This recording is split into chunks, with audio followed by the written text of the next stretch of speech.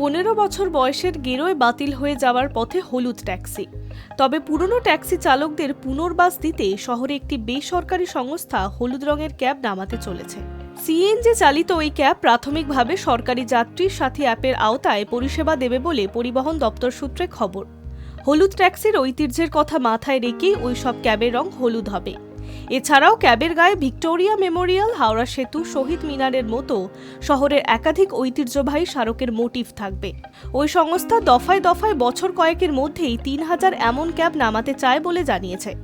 প্রাথমিকভাবে চলতি মাসের মধ্যে 50টি ক্যাব নামানো হবে বলে সূত্রের খবর। জানা গিয়েছে ওই সংস্থার একটি গাড়ি নির্মাণ সংস্থার সঙ্গে ব্যবস্থাপনায় এই ক্যাব চালু করবে। সাধারণ ক্যাবের তুলনায় ওই ক্যাবের উচ্চতা কিছুটা বেশি হবে, ভিতরের পরিসরও সামান্য প্রশস্ত। চালকের নির্দিষ্ট সংস্থার সঙ্গে শর্ত সাপেক্ষে চুক্তিবদ্ধ হয়ে ওই ক্যাব চালাতে পারবেন, তবে তাদের কোনোভাবেই আয়ের উপর কমিশন দিতে হবে না। পরিবর্তে গাড়ির রক্ষণাবেক্ষণ, বীমা এবং অন্যান্য খরচ বাবদ একটি নির্দিষ্ট অঙ্কের অর্থ মিটিয়ে যেতে হবে। ক্যাব সংস্থাই গাড়ি রক্ষণাবেক্ষণের যাবতীয় দায় বহন করবে। কলকাতায় সিএনজি যোগানের সমস্যা দূর করতে ইতিমধ্যে গ্যাস সরবরাহকারী সংস্থার সঙ্গে বৈঠক হয়েছে বলে জানিয়েছে ক্যাব সংস্থার এক শীর্ষ কর্তা।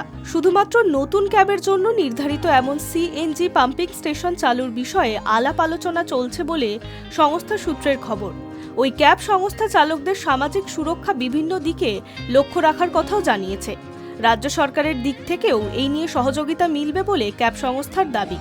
পুরনো ট্যাক্সি চালকদের যাতে যাত্রী সাথী অ্যাপ ব্যবহারে সরগর হয়ে উঠতে পারেন তা দেখতে সরকারি অ্যাপের পক্ষ থেকে চালকদের প্রশিক্ষণ দেওয়া হবে বলে খবর। চালকেরা চাইলে ওই প্রশিক্ষণের সুবিধাও নিতে পারবেন বলে জানিয়েছেন সংস্থাটি।